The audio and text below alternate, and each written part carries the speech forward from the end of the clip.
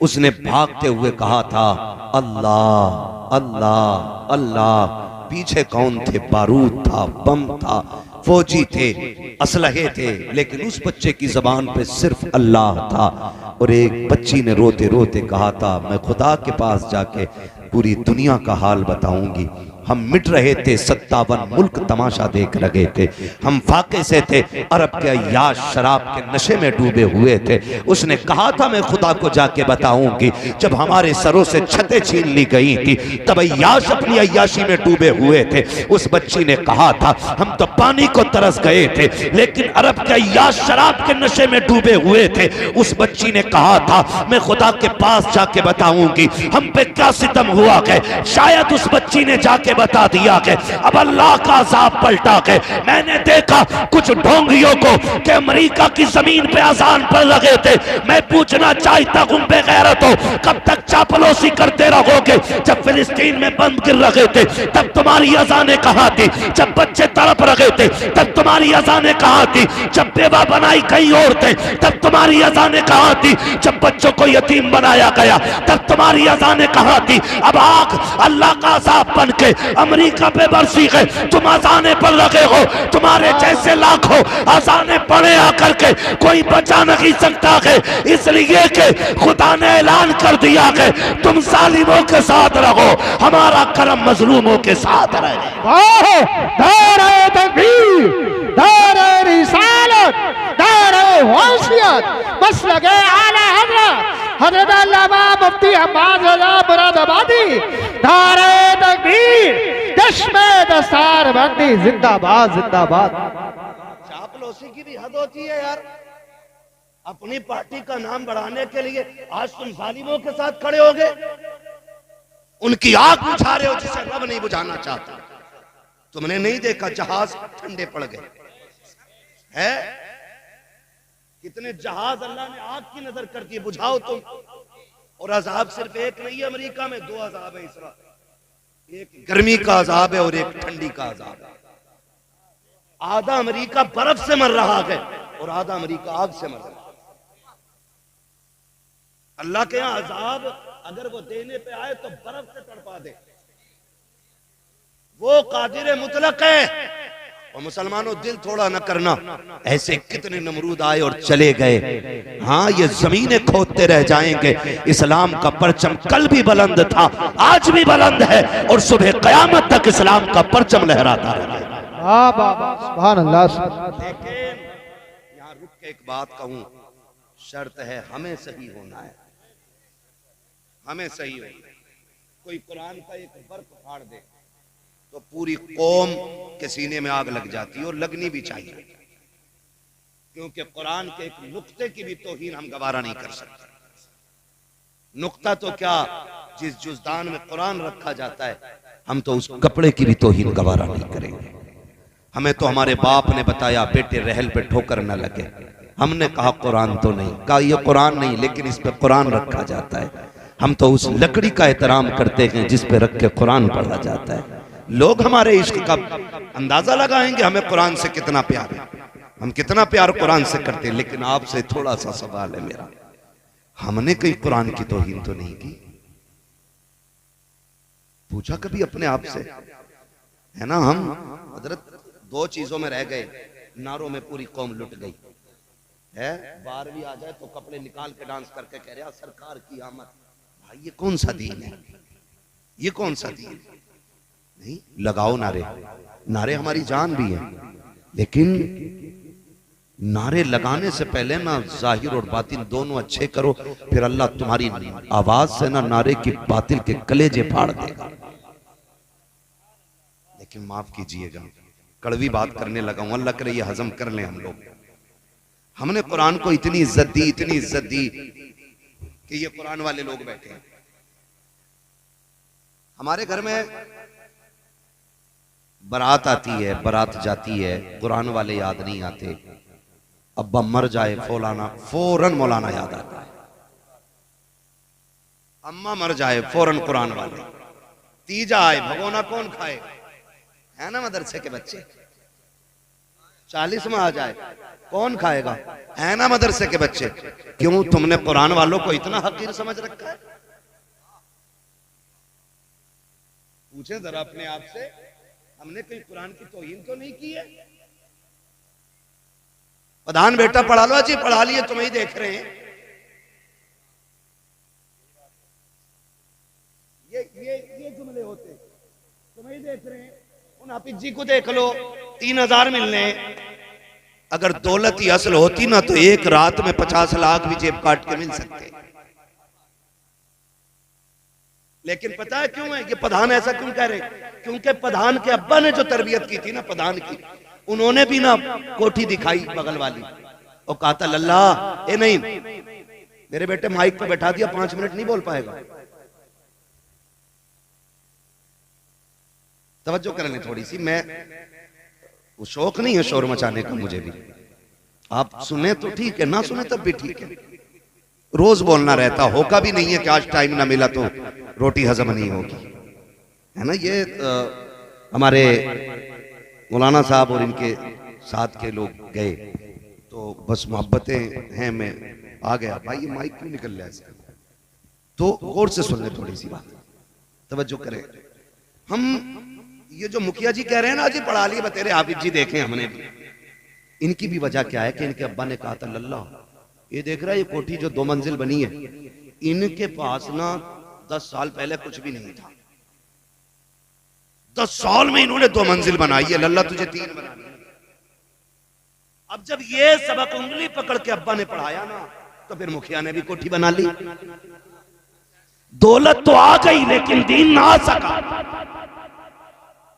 हमने अपने बच्चों को बचपन में अमीरों के किस्से सुनाए, हमने कोठी वालों के ख्वाब दिखाए, हमने ठेले से लेके बिल्डिंगों तक का सफर बताया। हमने ये बताया मुखिया मुखिया कैसे बना, जमींदार जमींदार कैसे बना, ठेकेदार ठेकेदार कैसे बना, ये तो तुमने बताया। क्या कि अच्छा होता काश तुमने बच्चों को अबू बकर के किस्से सुनाए होते, उमर की बातें बताई होते, नबी के गनी के किस्से बताए होते, हैदर कर्रार के इश्क के सबक पढ़ाया होता, करबला वालों की दास्तान सुनाई होती। आज तेरा बेटा भले अमीर बनता ना बनता, मुस्तफा के दर का गुलाम जरूर बन जाता, मुस्तफा के दर का फकीर बन जाता। और याद रखिएगा लोग कहते हैं क्या कि कुरान वालों के पास दावे के साथ कहता हूं जाओ पूरी दुनिया की दौलत इकट्ठी कर लाओ, मैं इस कुरान के हाफिज के सीने की एक आयत लेके आता हूं, सारी दौलत मिलकर के कुरान की एक आयत का मुकाबला नहीं कर सकती। सुभान अल्लाह, जिंदाबाद जिंदाबाद उलमा अहले सुन्नत।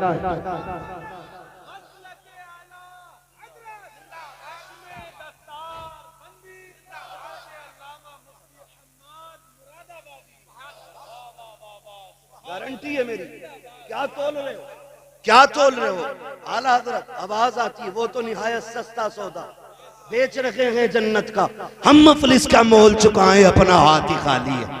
जब तक अब्बा जिंदा न्याणे काट रहा, और मर गया तो बेटा कह रहा मेरे अब्बा जन्नती थे। क्यों? गफुरिया ने भी देखा, मजीदन ने भी देखा है, जिंदगी में जिसे अच्छी शक्ल दिखाई ना दी, मरने के बाद उसे जन्नत दिखाई देगी। ये ठेके ना ले, अल्लाह के राज अल्लाह पे छोड़। अगर वो मुर्दों के ऐब छुपा के न रखता तो कब्र में रखने का कभी हुक्म ना होता। उसने जो मिट्टी डलवाई है ना मनो, उसने राज छुपाए हैं। ये राज अब क़यामत में खुलेगा। क्या करके आए थे, क्या छोड़ के आए थे। हाँ, इतराने की कोई जरूरत नहीं है। कह रहा उसके जैसी बिल्डिंग बनानी है ना, अपने बच्चों को सबक पढ़ाया करो। बेटे मुश्किल आए तो अपने रब को आवाज दो।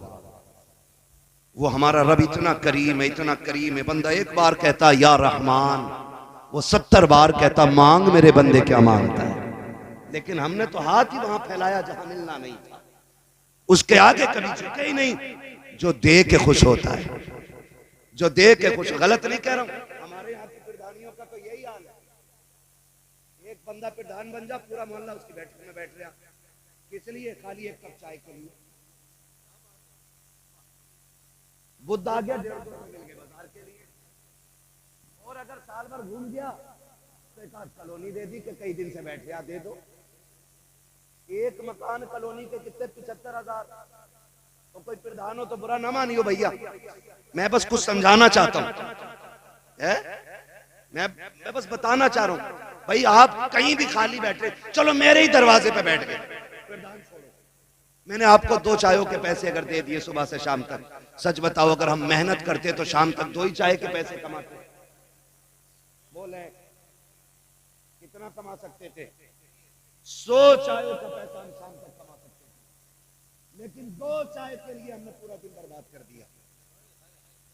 अब फिर कह रहे हैं तेरी नमाज पढ़ने बरकत ना हो रही, हो कहां से? सुबह से शाम तक चुगलखोरियों की पटरियां बांध रहे, किधर से अल्लाह देगा तुझे? एक सुबह से शाम हो जाती है। अरे छोड़ो जी, उन मौलाना की मत पूछियो, उनका अंगूठा हिल गया था नमाज में, उसकी नाक हिल गई थी, तू किधर भाग रहा था सजदे में? भाई जो पक्के नमाजी तू जाते ही नहीं, तो जाते तू अंगूठे चेक कर रहे, अबे होगी ना होगी, इनसे बेहतर कौन जानता है? जिन्हें सुभाना याद नहीं वो इमामों का इम्तिहान लेते हैं। कसम से कह रहा हूं, अगर खड़ा कर दिया ना, मैं अगर खड़ा करके सूरह फातिहा सुन लूं, 99% लोगों की नमाज नहीं होती। लिमिट में रहा करो। अगर 1-2 टाइम के सजदे की तौफीक हो गई है तो अकड़ने की जरूरत नहीं है, उसने 4 सजदों की तौफीक दे दी है, तो निकल कर गरेबान उठा के ये मत कह तू ज़ोहर में कहा था, तू असर में कहा था, बल्कि रो के मालिक जैसे कर सका वैसे सजदे कर गया हो, खता हो गई हो तो माफ कर देना मालिक, तू कमी करीम है, हमें सजदे का भी सलीका नहीं है, कयाम हमसे नहीं आता है, लेकिन तू तो करीम है, सुना के तेरी बारगाह से कोई खाली नहीं जाता है। इतना कह के तो देख, खुदा की कसम दूसरों के ऐब तलाश करने में उतना सुकून नहीं मिलता है जितना अपनी खताओं पे आंसू बहाने में सुकून मिलता। आबा नारे तकबीर, नारे रिसालत, बस लगे आला हज़रत, चश्मे दस्तार बंदी जिंदाबाद जिंदाबाद। ना करो यार, ना करो मेरे भाई, मरना एक दिन, मरना है। कुरान कहता है लाइन शकरतुम लाज़ीदन्नकुम, अगर तुम मेरी नेमतों पे मेरा शुक्रिया अदा करोगे मैं उन्हें बढ़ाऊंगा, और ताकीद के साथ कहा बढ़ाऊंगा उन्हें, वो बढ़ाएगा, मगर हमने शुक्रिया ही अदा न किया। हजरत हसन बसरी रहमतुल्लाह ताला अलैह, समझे थोड़ा सा, अल्लाह करे ये बात जहन में उतर जाए, बुरा तो नहीं लग रहा ना किसी को। हाँ याद रखिए, डॉक्टर अगर तरस खाएगा ना तो कोई भी जख्म ठीक नहीं होगा, क्योंकि मवाद निकालने के लिए ना दबाना पड़ता है, थोड़ा सा है, मरीज को भी थोड़ा तड़पना पड़ता, तब जाके जख्म सूखा करते। हमसे गलती हुई है ना, हमने जलसों में भी कानों के चस्के रखे, हमने जलसों में देखा यार आवाज किसकी अच्छी है उसे बुला लो, है लहजे में कौन तकरीर करता, चटकूले बहुत सुनाता, यार पेट में दर्द हो गया, यार थकन उतर गई ना, ये जलसे मूड बनाने के लिए नहीं, ये जलसे तकदीर बनाने के लिए होने चाहिए। मैं मुबारकबाद पेश करता हूँ, मैं देख रहा था इन नौजवानों को, हजरत ये बच्चे कोई लोटा लेके आ रहा हाथ धुलवाने, हमारे कोई बाल्टी किसी के हाथ में तौलिया है। मैं कहता हूँ खुदा करे ये जज्बा हर जवान में पैदा हो जाए ना, तो दीन का परचम खुद ब खुद बुलंद नजर आने लग जाए। लेकिन माफ कीजिए, जो जलसा करा ले वो पूरा साल फिर हिसाब देते घूमते, जो कुछ नहीं देता वो कहता पिछले साल के जलसे के पैसे कहाँ भाई बता पूरा, सुना 1700 बच गए थे, क्यों तुझे चाउमीन खानी? ये कंडीशन है हमारी, जो करते नहीं वो टांग खींचते। मौला कायनात मौला अली रजी अल्लाह ताला आप फरमाते हैं, हिरन अल्लाह ने उसको इतनी रफ्तार दी है कि उसे कोई चीता कोई शेर पकड़ नहीं सकता, लेकिन पकड़ा क्यों जाता? फरमाते हैं वो पीछे मुड़ के देख लेता है, वो पीछे मुड़ के देख लेता है। आप अगर कुछ काम कर रहे हैं और कोई टांग खींच रहा है, पीछे मुड़ के मत देखिए, अल्लाह कामयाबी आपकी मुकद्दर बना डाले। बाबा जिंदाबाद। आपने अगर पीछे मुड़ के देख लिया क्या कह रहा है, तो फिर आगे नहीं जा पाओगे, हिरन की तरह मर जाओगे, हिरन की तरह। तुम्हें क्या लगता है हमारे खिलाफ लोग नहीं लिखते, हमारे खिलाफ नहीं बोलते? कितनी बड़ी बड़ी वीडियो बनाई है खाली लोगों ने मशहूर होने के लिए, इसके खिलाफ बोलो तो हम भी कुछ हो जाएंगे, मगर मैंने कुछ नहीं बोला। मैंने कहा चल यार तेरी रोटी मेरे जिक्र से ही चल रही है तो चल तू मेरी बात करता रहे, कभी कुछ नहीं मसला, लेकिन याद रखिए रज़्ज़ाक़ अल्लाह। कौन है? सारे बोले कौन है? खुदा करे कि जिसकी जबान से 8 दिन से अल्लाह का नाम न निकला हो, आज वो भी बोलते कौन है, और जोर से कौन है? अल्लाह। भाई अल्लाह आपको सलामत रखे। महफिल बड़ी अच्छी है, रात के 12 बजे 12:15 बजे भी लग रहा है जैसे जलसा शुरू हो रहा है ना। अब तो सारे ही बोलने लग गए ना, खुदा चाहे तो पत्थर बोलने लगते हैं। वो हमारा तुम्हारा मोहताज तो नहीं। तो मैं आपसे अर्ज कर रहा था, ये जज्बात है, क्या कहना चाहे 10 साल बाद, खुदा करे कि हर साल होता रहे, आमीन को। हाँ, खुदा करे हर साल जब ये जलसे भी बड़े जरूरी यार। मैं अगर इस पे बात करूं तो फिर मेरा मौजूद उधर से उधर हो जाएगा। मैं कुछ बताना चाह रहा हूं आपसे, हम अपने आप को देखें, खुदा रा पहले अपने आप को बदलें। उस वक्त तक रोटी नहीं निकलती इनके नाम की जब तक अब्बा मर ना जाए।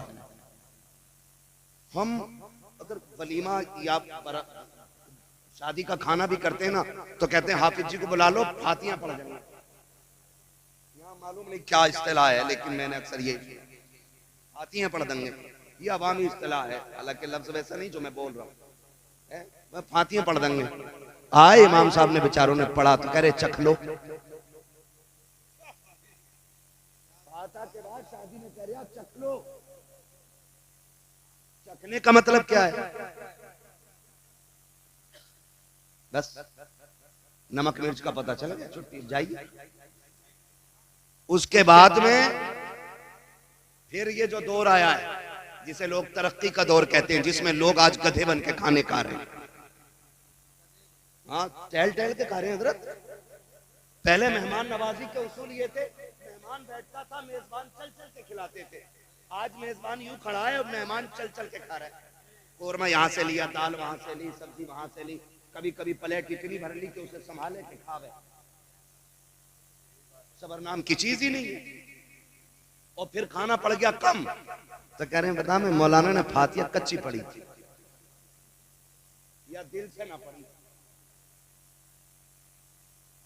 12 क्विंटल कोरमा था, अगर फातिया सही पढ़ देते तो बच जाता आधा। एक तो तूने खाली चखाया, ऊपर से मुजरिम मौलाना मैयत की रोटी में भर भर के देते हो। इन्हें 40वें की रोटी खाएंगे, अम्मा के इसाले सवाब के कपड़े पहनेंगे और बारात के खाने खाए खलुए। पहली बात तो मदरसे की दावत नहीं होती। हम कुरान की इज्जत करते हैं, इसे इज्जत कहते हो कुरान की। पहली बात तो दावत होती नहीं है, हो भी जाती है तो बुलाना भूल जाता। सब खा जाते हैं। इमाम साहब की भी खबर आती मौलाना की कि भाई ऐसा है कि बताओ बच्चों की दावत हुई थी, कह रहा अरे भूल गया मौलाना। फिर ऐसे कह रहा कि यार मैंने सुबह कह दी थी आ जाते। सुनो मैं एक बात कह दूं, ये कुरान वाले लोग हैं, ये भले 3000 में जिंदगी गुजार लें, लेकिन इतने बड़े खुददार हैं, बिन बुलाए किसी के दस्तरखान पे बैठा नहीं करते हैं। सुभान अल्लाह, सुभान अल्लाह। वाले लोग खुददार बड़े होते हैं, खुददार बड़े होते हैं। ये नहीं जाते यार, ये नहीं जाते। और हमने मयार क्या बनाया, अगर किस्मत से कुरान वालों की दावत हो जाए, इनको बुला भी लिया जाए तो लड़का कहता अब्बा हाफिज जी ने बच्चे भेज दिए हैं, अब्बा कहता उधर को पाल बिछा के खिला दे, उधर भी तो टेबल लगा है, वहां भी तो स्टैंडर्ड बैठने का तरीका है। लेकिन कुरान वालों के लिए कहा जाता है उधर कोने में पाल बिछा के खिला दे। मैं पूछना चाहता हूँ इन कुर्सियों पे कौन बैठेगा? ये जो टेबल पे दस्तरखान लगा के ये किसके लिए लगाए गए? का यहाँ पे VIP लोग आने वाले हैं। हम पूछते हैं VIP कौन है, तो दुनिया ने मयार बनाया। हम भी बैठ गए देखने के लिए कि VIP होगा कौन। हमने देखा 22,000 का कोट पहने हुए 6 फीट का बंदा चला आया, 3,000 का चश्मा है, 18,000 का जूता। लोग हटो बचो कर रखे थे, कहे कि ये VIP आया है। उसके बाद महंगे कपड़ों वाला आया, कहा ये भी VIP है। मैं सर पकड़ के बैठ गया, हाय कौन तूने किसे VIP कहा है? जिसके जूते महंगे हैं तुम उसे वीआईपी कहते हो, जिसके कपड़े महंगे हैं तुम उसे वीआईपी कहते हो, जिसका चश्मा महंगा है तुम उसे वीआईपी कहते हैं। चल अपने नबी से पूछ कि वीआईपी होता कौन है। आका फरमाते हैं खैरुकुम मन तअल्लमल कुरान फअल्लमहु। सुन, वीआईपी वो नहीं होता जिसका जूता महंगा है, वीआईपी वो नहीं होता जिसके कपड़े महंगे हैं। फिर कौन? आका फरमाते हैं वीआईपी वो होता है जो कुरान पढ़ा करता है, कुरान पढ़ाया करता। बाबा नारे तकबीर, नारे रिसालत, बस लगे आला हज़रत अज़मत कुरान, फैज़ान कुरान, मुफ्ती हम्माद शाही किबला, ख्वाजा का हिंदुस्तान, उलमा अहले सुन्नत जिंदाबाद जिंदाबाद। हम किसे वीआईपी कह रहे हैं? यही जो 50,000 के कपड़े पहन ले वो वीआईपी हो गए? नहीं, खुदारा बदलो अपने आप को। जो जगह कुरान वालों की है ना वो इन्हें दो। गारंटी है मेरी, जा खाना कम भी पड़ गया हो, बारात धोखे दे के दूसरा ज्यादा ले आया हो। गलत नहीं कह रहा हूं, बारात धोखा दे के। क्योंकि बेटी वाला पूछता कितने लोग आएंगे, कह रहे बस ऐसे 350 हो जाएंगे, और जो गाड़ियां उतरती हैं तो 450 निकल आए। पहली बात तो खुदारा इस्लाम में बारात का तसव्वुर ही कोई नहीं। ये जो भर भर के किसी का बेड़ा गर्क करने हम लोग जाते हैं ना, ये गलत जाते हैं, गलत जाते हैं। हाँ भाई, एक बेटी को पाल लेना सबसे बड़ी बात है, और पाल के किसी के हवाले कर देना ये उससे बड़ी बात है। और फिर ताज्जुब नहीं होता, पहनने के कपड़े, सोने का बिस्तर, खाने का सामान बाप बेटी को दे के भेज रहे, ये कितनी बड़ी बात है। और ऊपर से कह रहा है कि 300 लोग आएंगे और 450 लेके पहुंच गए। तुझे पता है एक रोटी भी अगर कम पड़ गई, गरीब की इज्जत के ताने पूरी जिंदगी उसकी बेटी को मिलने। भूल गया ये? आज हम चाहते हैं कि हम नवाब बने रहे और दूसरों की इज्जत को जूतियों में रोलें।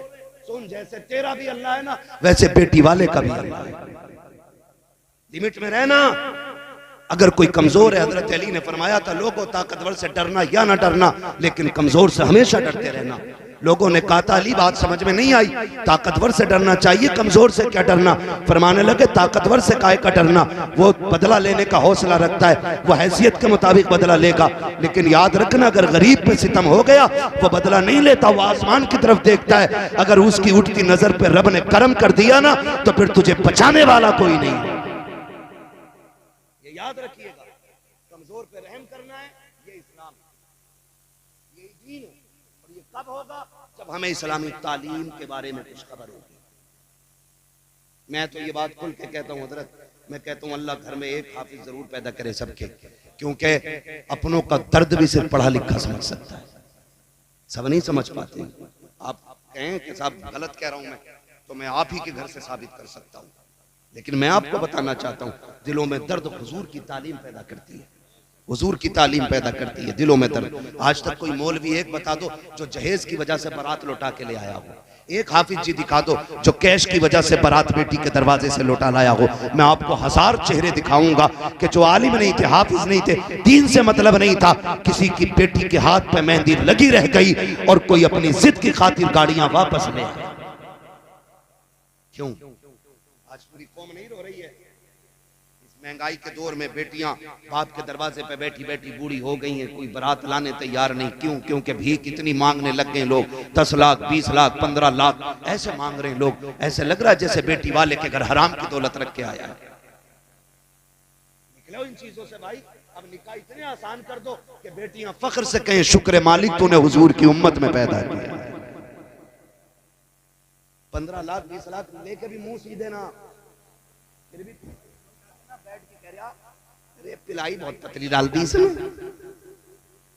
20 लाख के तेरे ऑपरेशन में काम आएंगे, उसके दिल वाले पिलाई मोटी हराम के मिल गए। मैं कसम खा के कहता हूं जो जहेज मांग के लिया जाएगा ना वो जहेज नहीं है, वो जहन्नम का ईंधन है। निकलो इन चीजों से भाई, निकलो। निकाह इतने आसान कर दो कि लोग उम्मती होने पे फख्र करें। तो हुजूर ने उन लोगों में पैदा किया है, हुजूर ने उन लोगों में हमें लिया है कि जो एक दूसरे का दर्द रखते हैं। तो मैं अर्ज कर रहा था बरातें 400 उतर जाती कभी कभी, होता है ना ये। और कह रहा कि साहब इनकी वजह से फातिहा हल्की पड़ी है, 2 सूरतें और मिला दे तो मौलाना का क्या चला जाता है। मौलाना पूरा कुरान पढ़ देगा, मर के तो देख। पढ़ता ना, पूरा ही पढ़े। हाँ भाई, मैं आपसे कुछ कहना चाह रहा हूँ, मैं कुछ कड़वी बात कहूँ, बर्दाश्त कर लीजिए, अल्लाह करे ये बातें जहन में उतर जाएं। मैं गारंटी के साथ कहता हूँ, खाना 150 का बनाए, लोग 200 आ गए तो सुन, फिर ये अमल कर, कुरान वालों को लेके जा, पढ़ने वालों को लेके जा, सबको रोक दे, बोले भाई सारे बाद में खाएंगे, पहले हुजूर के मेहमान खाएंगे। और इनके आगे डिस्पोजल प्लेटें न रखना, यूज एंड थ्रो, वो नहीं, कीमती ओरिजिनल वाली घर वाली ला के रखना। और इनसे कह चम्मच से ना खाओ, आज उंगलियां डाल डाल के खाओ। जो इनके आगे का खाना बच जाए उसे देग में जाके डाल दे। अल्लाह की इज्जत की कसम खा के कहता हूँ, उसकी रहमत पे इतना भरोसा है, जिस खाने में कुरान वाले उंगलियां डाल देते हैं, अल्लाह उंगली के सहारे अपनी रहमतें उड़ेल देता है। करके तो देखो, करके तो देखो। लेकिन हमने वजीफे ही छोड़ दिए। कह रहे इमाम साहब दाल पढ़ दो मुट्ठी भर, क्या करेगा बरकत है। फसल मारी गई है ज़कात न देने की, उश्र न देने की वजह से, और पीर साहब से पानी पड़वा के लाके खेत में उलझ रहा। अबे पीर साहब को अल्लाह से लड़ागा, उसने तो पक्के इसलिए किया कि तूने उश्र नहीं दिया। कह रहे बिन मौसम बारिश हो रही है, तापमान अच्छा ना, तापमान भी तो अल्लाह ही बनाता है, ये क्यों भूल गए? वो पत्थर में जान डाल दे, वो ऐसा राज़िक़ है कि कीड़े के अंदर, कीड़े वो पत्थर के अंदर कीड़े को हरी पत्तियां दे देता है, तो वो अशरफुल मखलूकात को बिस्तर पर बैठे हुए हलाल रोजी नहीं दे सकता है। लेकिन मांगा ही नहीं, फसल अच्छी हो गई तो कह रहा बीज का कमाल है, और मारी गई तो कह रहा मौसम का बवाल है। ये अकीदे हमारे,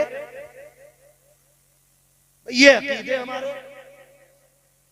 आला हज़रत को पढ़िए, मैं आला हज़रत को पढ़ के सोचता हूं कि अपने दौर के सबसे बड़े सूफी को आला हज़रत कहा जाए। क्या बात है, अजी मसलक ले लिया, मसलक कर दिया, अबे तू यहीं अटका पड़ा है। जिसने हजारों से ज्यादा किताबें लिखी, जिसकी पूरी जिंदगी एक सुन्नत कज़ा नहीं हुई, जो सोता था तो मोहम्मद बन के सोता था, जो चलता था तो अताए मुस्तफा बन के चलता था। लेकिन जानते हो खुदा तरसी, वो जब मौत को तसव्वुर करता है तो कहता मुजरिम को न शर्माओ, अहबाब कफन ढक दो, मुंह देख के क्या होगा पर्दे में भला। पूरी दुनिया की ज़कातें खा गया और कह रहा मेरे हो गए, ना मस्जिद जा, ना अल्लाह से मांग, किधर चल दिए, फसल मारी गई, कह रहा मौसम ने मार दी, अच्छी हो गई तो कह रहा बीज कमाल का था। अल्लाह कहता भूल गया तू, सुन तू तो एक दाना डाल के आया था, उस पे तूने पटेला दे के मिट्टी चढ़ाई, बता मिट्टी का सीना चीर के इतनी कोपल सी नाजुक सी एक पत्ती को किसने बाहर निकाला? वो मैं ही तो था।